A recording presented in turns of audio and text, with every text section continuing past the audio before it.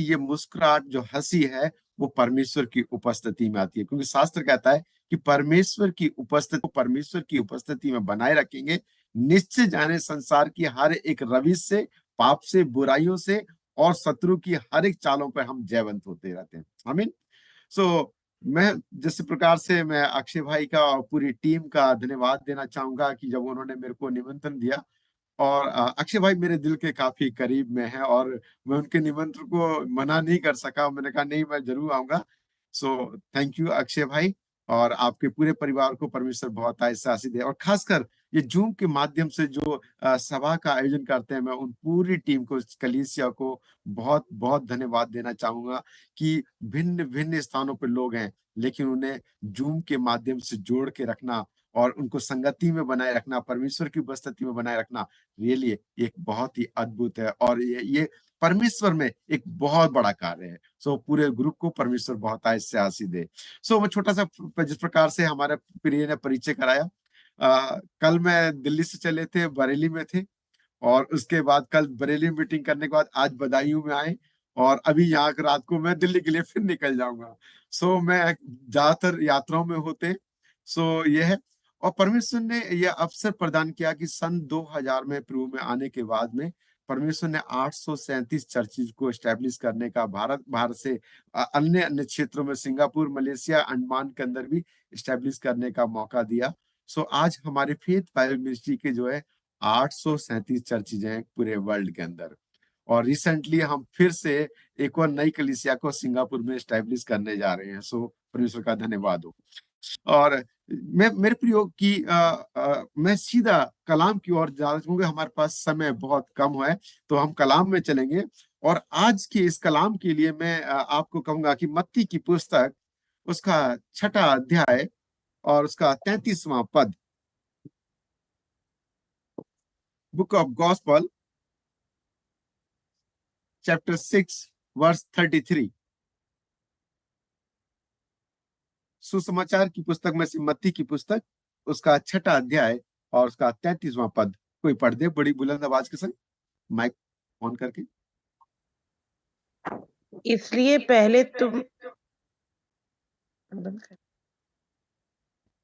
पहले तुम परमेश्वर के राज्य और धार्मिकता की खोज करो, तो ये सब वस्तुएं तुम्हें मिल जाएंगी। अतः कल के लिए चिंता ना करो, क्योंकि कल का दिन अपनी चिंता आप कर लेगा। आज के लिए आज का ही दुख बहुत है। प्रेज गॉड, आमीन।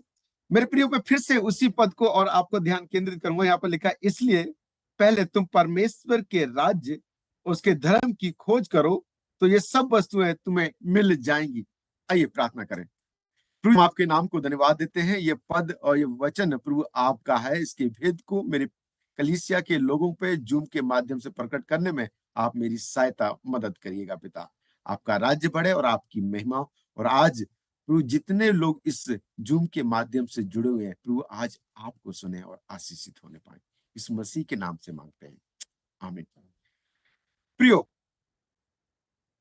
अगर आप मत्ती की पुस्तक 5 अध्याय से लेकर 8 अध्याय के समाप्त, 8 अध्याय के शुरू होने तक देखें, इसे हम पहाड़ी उपदेश कहते हैं। और पहाड़ी उपदेश एक बहुत ही महत्वपूर्ण उपदेश है, कलीसियाओं के लिए, लोगों के लिए और व्यक्तिगत जीवन के लिए, रोजमर्रा के जीवन की शैली के लिए। ये पहाड़ी उपदेश था और इतना महत्वपूर्ण था कि परमेश्वर ने अपने पुत्र यीशु मसीह ने सारी भीड़ को जब पहाड़ों पे वहां पे बुलाया और लेके गए। और जानते हैं पहाड़ पे ही क्यों लेके गए? वो ले जाने का कारण था, अगर आप किसी भी पहाड़ों पे जाएंगे, जब आपको बोलते हैं तो आपकी आवाज इको होती है, गूंजती है। उस टाइम पे मैं सोचता हूँ साउंड का कोई साधन नहीं हुआ करता था, माइक नहीं हुआ करते होंगे, लेकिन पर यीशु मसीह चाहते थे कि हर एक व्यक्ति रोजमर्रा की चीजों से वाकिफ हो, परमेश्वर के शास्त्र से वाकिफ हो। इसलिए वो पहाड़ों पे लेके गए कि हर एक व्यक्ति मेरी उस वाणी को, उस आवाज को सुन सके। और वो वहां पर लेके गए, और ले जाने के बाद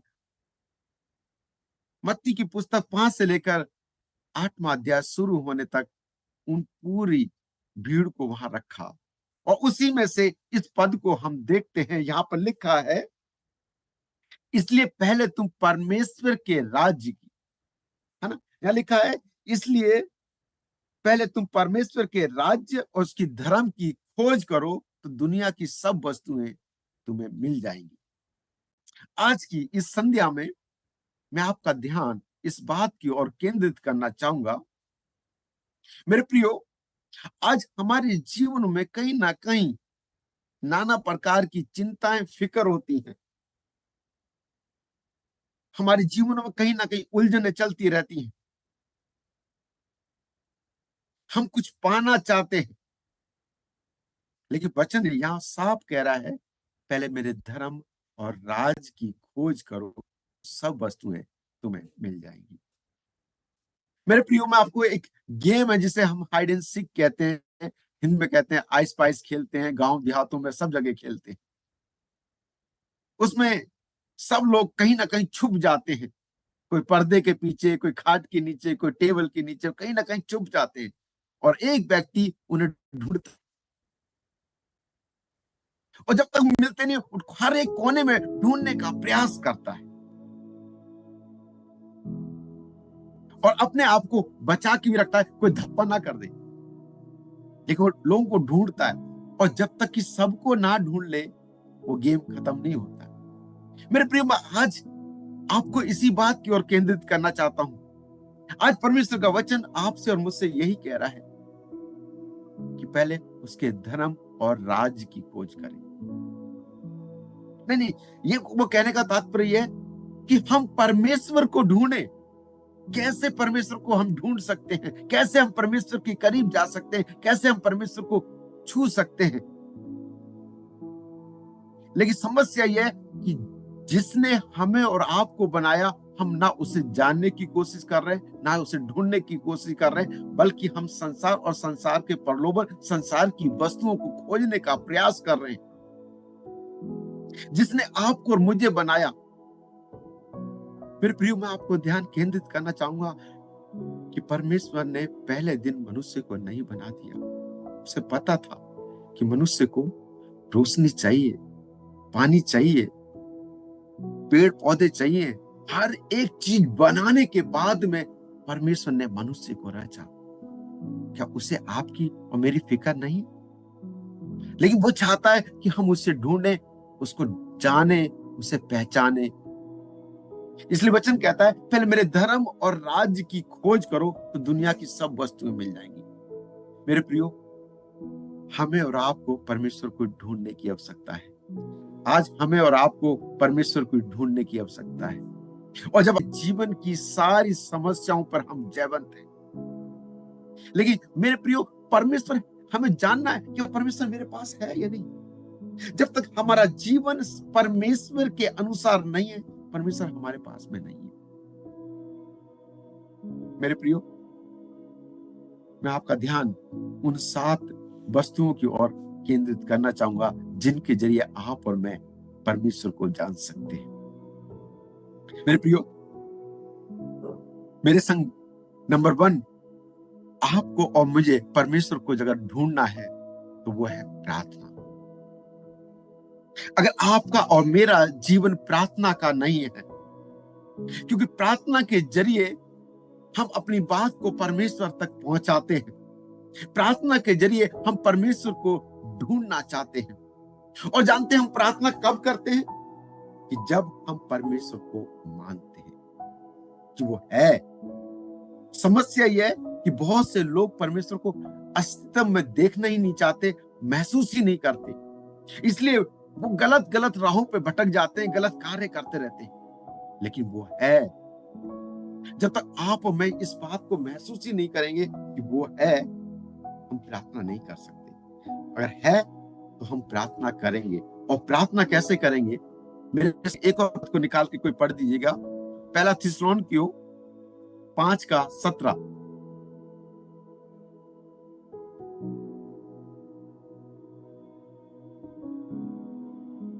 पहला थिस्सलुनीकियों 5:17।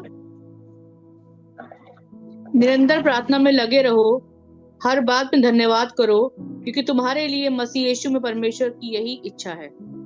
मेरे प्रियो, वचन साफ कह रहा है, निरंतर प्रार्थना में लगे रहो। थैंक यू बहन, है ना, निरंतर प्रार्थना में लगे रहो।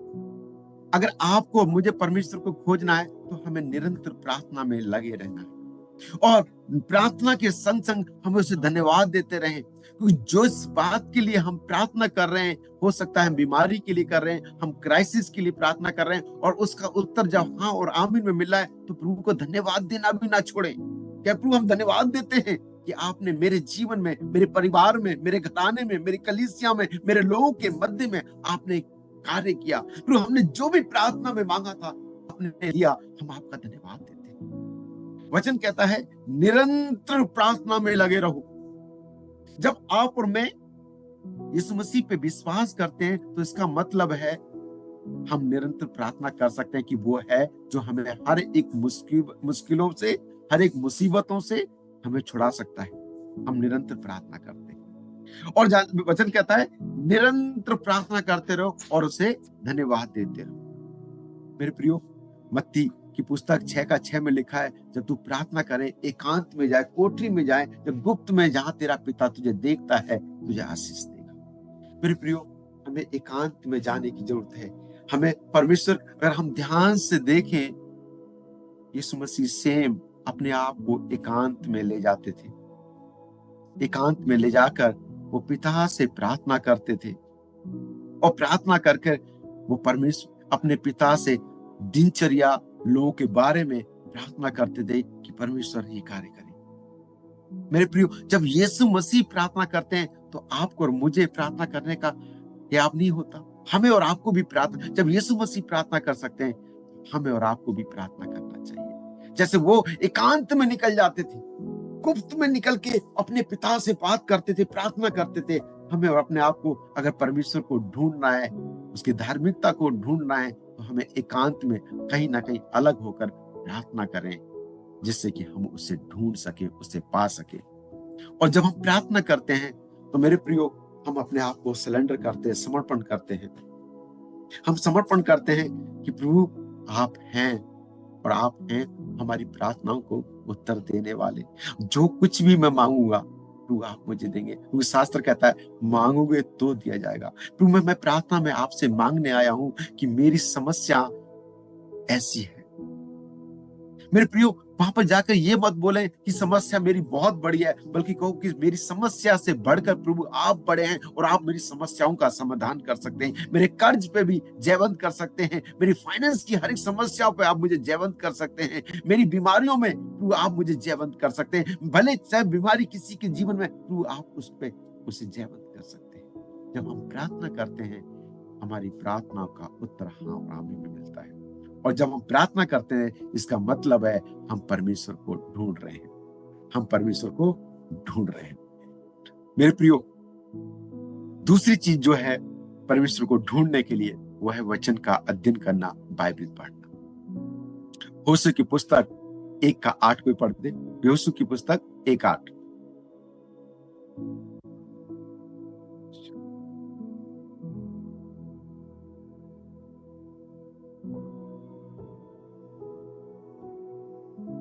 यहोशू 1:8 भी पढ़े।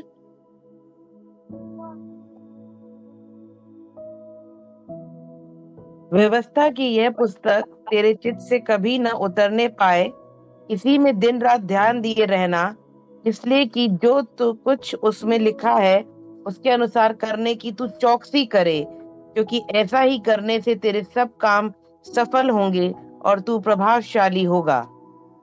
आमीन। वचन कहता है सब, बोले तो सब काम हमारे क्या होंगे, सफल होंगे। व्यवस्था की ये पुस्तक हमारे चित्त से, हमारे विचारों में से, हमारे मन से कभी उतरने ना पाए। दिन रात इसी में हमें ध्यान देना रहना चाहिए, क्योंकि मेरे प्रियो, आज तक आपने और मैंने अगर परमेश्वर को जानना है तो हमारे पास कोई और साधन नहीं, सिर्फ शास्त्र है, ये परमेश्वर का वचन है, ये परमेश्वर की वाणी है। इसके जरिए ही हम परमेश्वर के अद्भुत कार्यों को, विचारों को हम जान सकते हैं कि परमेश्वर हमारे प्रति कैसे भले हैं। जब हम और आप वचन पढ़ते हैं, इसके जरिए हम परमेश्वर को जान सकते हैं। इसलिए वचन कहता है व्यवस्था की ये पुस्तक तेरे चित्त से कभी उतरने न पाए, दिन रात इसी में ध्यान दिए रहना। और लिखा है ऐसा करने से तेरे सारे काम सफल होंगे और तू प्रभावशाली होगा। मेरे प्रियो, नंबर 1, अगर हम प्रार्थना करते हैं, प्रार्थना करने के बाद अगर हम वचन पढ़ते हैं, उस वचन के जरिए हम परमेश्वर के राज्य को ढूंढ रहे हैं, हम परमेश्वर को ढूंढ रहे हैं। और भजन संहिता 119 का 9 पद और कोई पढ़ दीजिएगा।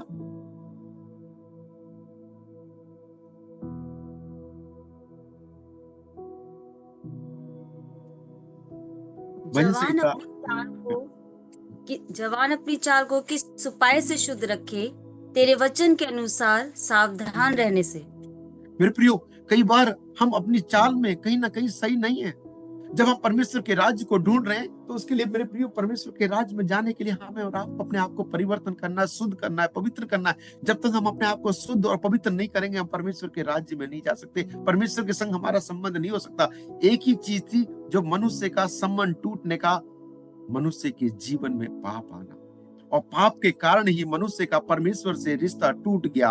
और उस रिश्ते को बनाने के लिए परमेश्वर ने कई प्रकार से प्रयास करे कि मनुष्य का फिर से परमेश्वर के संग रिश्ता बन जाए। हम अपने स्वयं की कई प्रयासों से नहीं, लेकिन वचन क्या कहता है, परमेश्वर है वो हमारी चाल को शुद्ध कर सकते हैं। परमेश्वर ये है, जब हम परमेश्वर को ढूंढ रहे हैं तो हमारे को अंश बाई अंश परिवर्तन करते हैं कि हमारा रिश्ता परमेश्वर के संग हो जाए। और जब परमेश्वर हमारे संग आ जाए, और उसके लिए वो पहले हमें पवित्र करना चाहते हैं, शुद्ध करना चाहते हैं, और वचन के माध्यम से हम अपने आप को शुद्ध और पवित्र करते हैं और परमेश्वर के संग अपने रिश्ते को फिर से कायम करते हैं। इसीलिए लिखा है भजन संहिता 119 का 105 में कि तेरा वचन मेरे पांव के लिए दीपक और मेरे मार्ग के लिए उजाला है।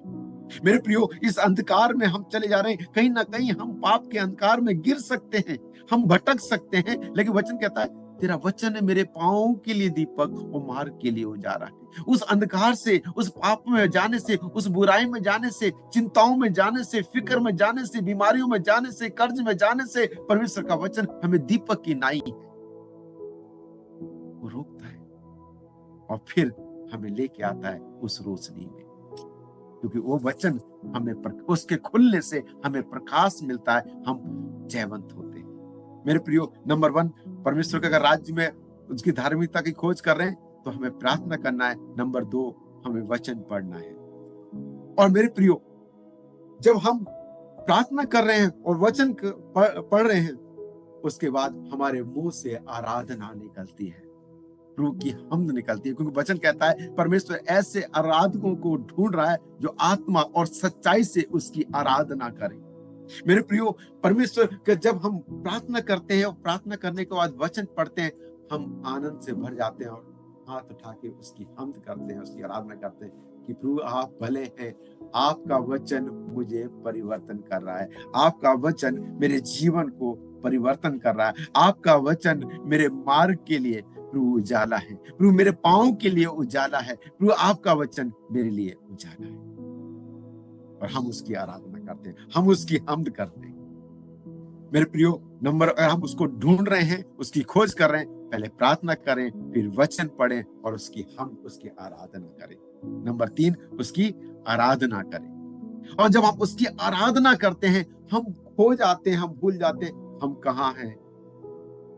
कई बार हम कलीसियाओं में, घर में कई बार उसकी आराधना करते हैं, लेकिन परमेश्वर चाहते हैं हम उठते बैठते फिरते उसकी हमद करते रहें कि प्रभु आप भले हैं, आपकी करुणा सदा की है, आप दयावंत हैं प्रभु, हम जिस राहों पे जा रहे हैं प्रभु आप हमें सुरक्षा देते हैं। मेरे प्रियो, आराधना के भाव में रहेंगे तो हम अपने आप को संसार और संसार के प्रलोभन पे जयवंत होते रहते हैं। हम भटक नहीं सकते, शत्रु हमें डगमगा नहीं सकता। जब हम प्रार्थना कर चुके, वचन पढ़ चुके और आराधना में हैं, हम उसकी हमद के लिए, हालेलुया। मेरे प्रियो, हम उसके राज की खोज कर रहे हैं, हम उसकी राज की खोज कर रहे हैं तो हम प्रार्थना करेंगे, हम उसकी राज की खोज कर रहे हैं तो हम वचन पढ़ेंगे, हम उसकी राज की खोज करेंगे तो हम आराधना करेंगे। लेकिन मेरे प्रियो, हम प्रार्थना भी कर रहे हैं तो वो भी मेरे लिए है, वचन भी पढ़ रहा हूँ वो भी मेरे लिए है, आराधना भी कर रहा हूँ वो भी मेरे लिए है, क्योंकि स्तुति आराधना ऊपर जाती है, आशीष लेकर मेरे जीवन में आती है। आती है। हालेलुया। जब हम उसकी स्तुति करते हैं, उसकी प्रशंसा करते हैं, वो हमारे पास ही लेके आता है। हालेलुया। चौथी चीज को हम देखेंगे, मेरे संग एक और पद को निकाल लीजिएगा। मेरे संग एक और पद को निकाल लीजिएगा। यूहन्ना की पुस्तक 3:16, बड़ा फेमस पद है, हर किसी को याद भी होगा मुंह जबानी। किसको याद है?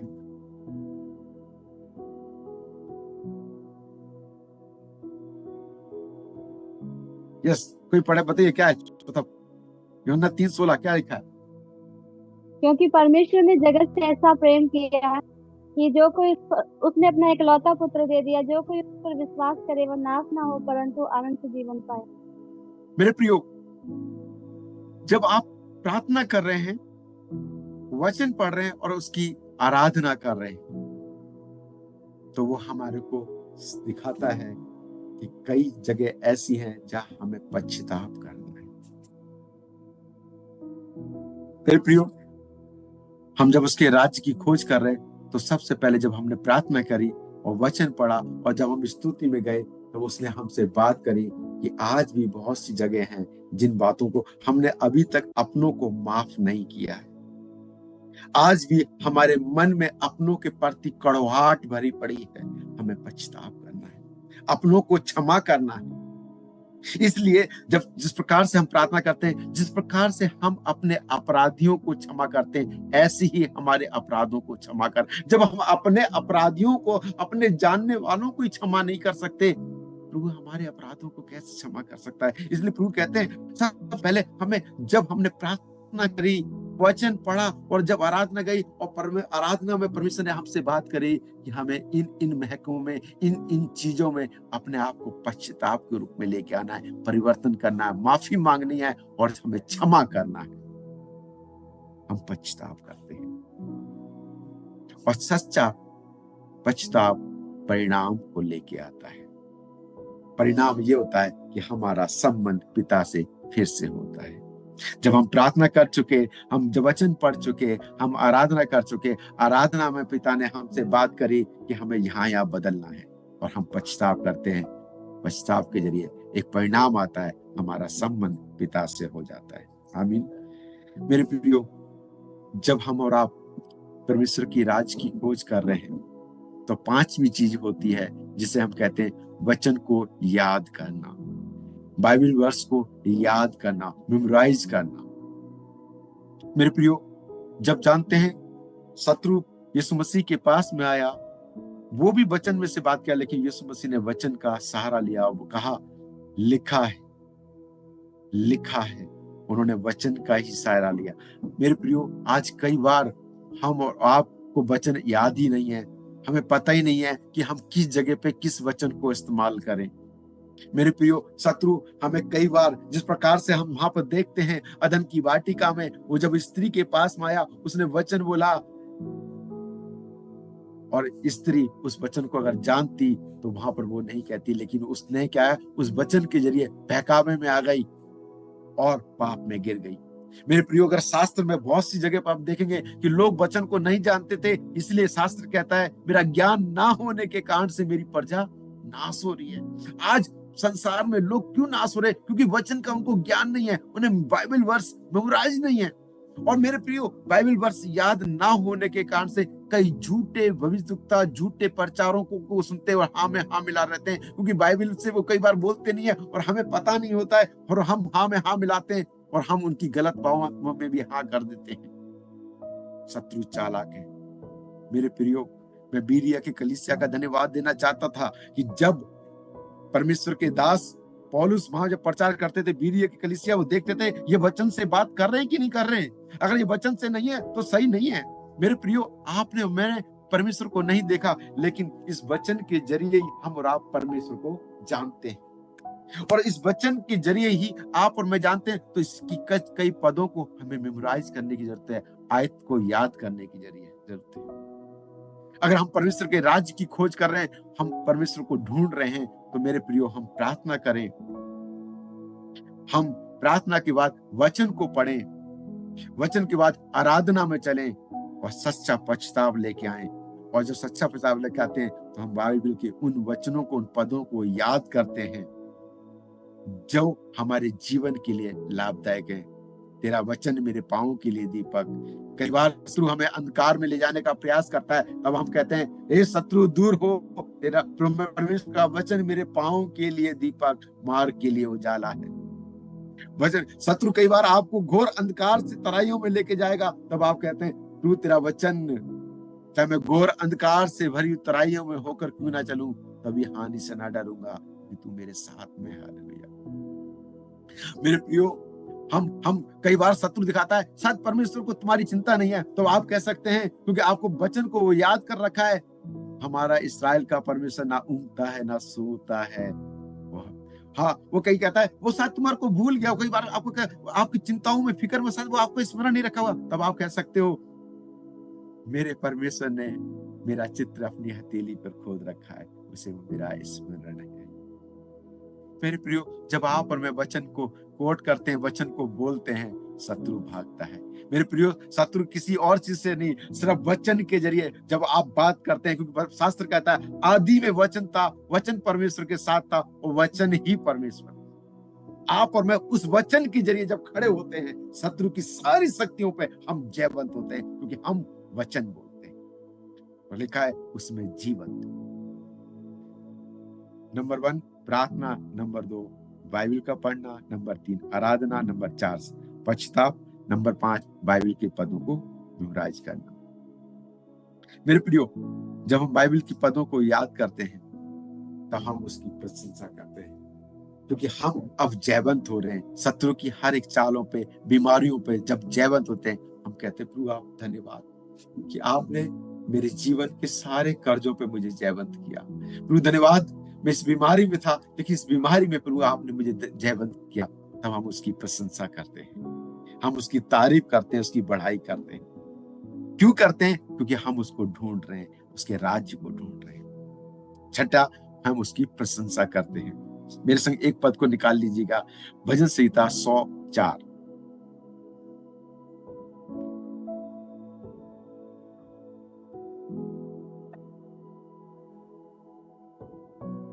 वचन क्या कह रहा है? उसके फाटकों में धन्यवाद स्तुति करते हुए प्रवेश करो। मेरे प्रियो, परमेश्वर आपसे चाहते हैं कि हम उसको, जब हमारे जीवनों में वो कार्य करता है, हम प्रशंसा करें, उसकी तारीफ करें, उसकी बढ़ाई करें। भजन संहिता 22 का 3 और पढ़ दीजिएगा, लिखा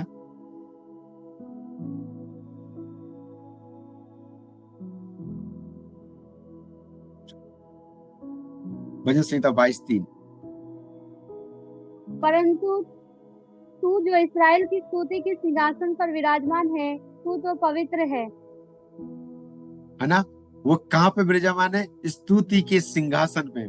और वो हमसे प्रशंसा चाहता है कि हम उसकी तारीफ करें, उसकी बढ़ाई करें कि वो महान है, वो करुणाओं में है, वो हमारी समस्याओं पर हमें जयवंत करता है, हमारी बीमारियों पर जयवंत करता है। हम उसकी स्तुति करेंगे, उसकी प्रशंसा करेंगे, क्योंकि वो सिंहासन पे, स्तुति के सिंहासन पे विराजमान है। वो हमसे चाहता है कि हम उसकी स्तुति करें, उसकी तारीफ करें, उसकी बढ़ाई करें, क्योंकि उसने हमारे जीवन में ऐसे कार्य किए हैं, अनगिनत कार्य किए हैं, जिन्हें हम गिन भी नहीं सकते। इसलिए गीतकार कहता है गिन गिन के स्तुति करूं, है ना? इतने कार्य किए हैं, हम उन्हें गिन भी नहीं सकते। अनगिनत उसने हमारे जीवन में काम किए हैं। जब उसने इतने अद्भुत काम किए हैं, क्यों ना हम उसकी स्तुति करें, उसकी प्रशंसा करें, उसकी तारीफ करें, उसकी बढ़ाई करें। और क्यों करें? क्योंकि हम उसे ढूंढ रहे हैं, हम उसके राज्य को ढूंढ रहे हैं। मेरे प्रियो, जब हम उसके राज्य को ढूंढ रहे हैं, तो मेरे प्रियो, धन्यवाद देना कभी ना भूलें। धन्यवाद देना कभी ना भूलें। 7वां और अंतिम पॉइंट क्या है? धन्यवाद दें। हर बात के लिए धन्यवाद दें, हर चीज के लिए धन्यवाद दें। मेरे प्रियो, अगर आप सुबह उठते हो, आज सुबह की बात बता रहा हूँ, सुबह 5:37 के अंदर दिल्ली के अंदर भूकंप आया। हमें नहीं पता हमारे जीवन में कल किस पल पे क्या शत्रु क्या लेके आ जाए, लेकिन प्रभु धन्यवाद, आपने हमें जिंदा रखा। धन्यवाद आपके द्वारा दी हुई सांसों के लिए। धन्यवाद प्रभु, आपने औरों से बेहतर किया। मेरे प्रियो, जब हम धन्यवाद देते हैं, हम परमेश्वर के राज्य को ढूंढ रहे हैं। मेरे संग निकाल लीजिए फिर से वही पद, भजन संहिता 100 अध्याय और उसका 4था पद।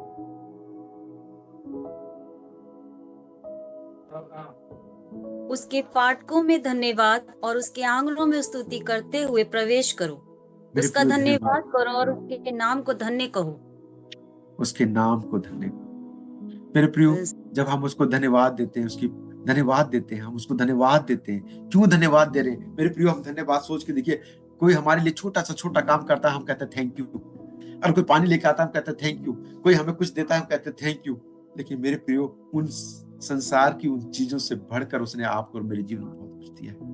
मेरे प्रियो, ये आपका और मेरे इस योग्य नहीं थे, आज उसने आपका और मेरा उद्धार किया। हम उस पाप में जा रहे थे, उस बुराई में जा रहे थे, उस कीचड़ में जा रहे थे, उस दलदल में जा रहे थे, लेकिन उस दलदल में से, उस कीचड़ में से उसे निकाल कर हमें स्वर्गीय स्थानों पर बैठा दिया। वो हम आपका धन्यवाद देना चाहते हैं प्रभु, आपका धन्यवाद देना चाहते हैं, हृदय की गहराई से धन्यवाद देना चाहते हैं प्रभु। आपने हमें कहां से कहां उठा के रख दिया, तो हम धन्यवाद देते हैं प्रभु। हम मर रहे थे, मिट रहे थे, लेकिन प्रभु आपने हमें बचा लिया। हम आपका धन्यवाद देना चाहते हैं। और जब हम उसका धन्यवाद देते हैं, हम धन्यवाद देते हैं मेरे प्रियो, वो चाहता है कि हम उसका धन्यवाद करें। क्यों करें? जैसे शास्त्र में हमने अभी देखा, उन 7 बातों को प्रार्थना करें। मेरे प्रार्थना का मतलब है हम अपने पिता से बात करने जा रहे हैं, जो हमारी दिनचर्या, हमारे रोजमर्रा के बारे में बताना चाहता है, हमारी उन बीमारियों के से छुटकारा दिलाने के बारे में बात करना चाहता है। प्रार्थना के जरिए हम पिता से बात करना चाहते हैं। और जब वो पिता से जब हम प्रार्थना करते हैं, तो वो कहते हैं वचन पढ़, उस वचन में मैंने तेरे लिए सलूशन बताया। जैसे तू वचन खोलेगा, उसमें से तेरे लिए सलूशन है। तेरी समस्याओं का, जिसके लिए तू प्रार्थना मांगने के लिए आया है, वो सलूशन उस वचन के अंदर है।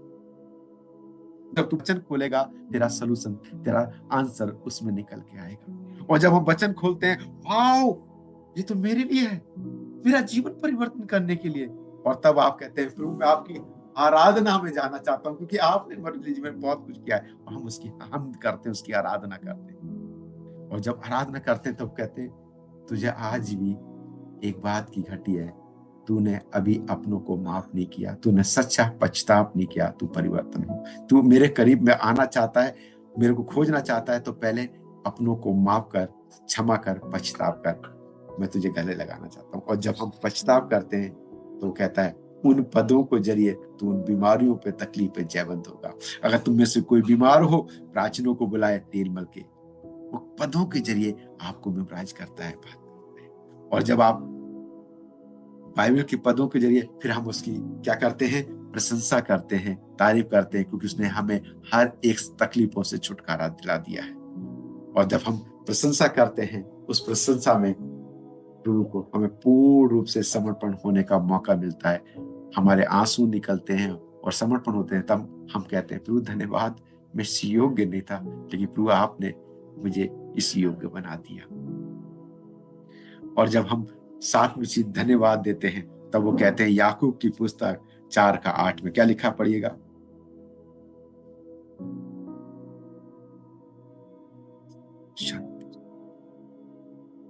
याकूब की पुस्तक 4:8।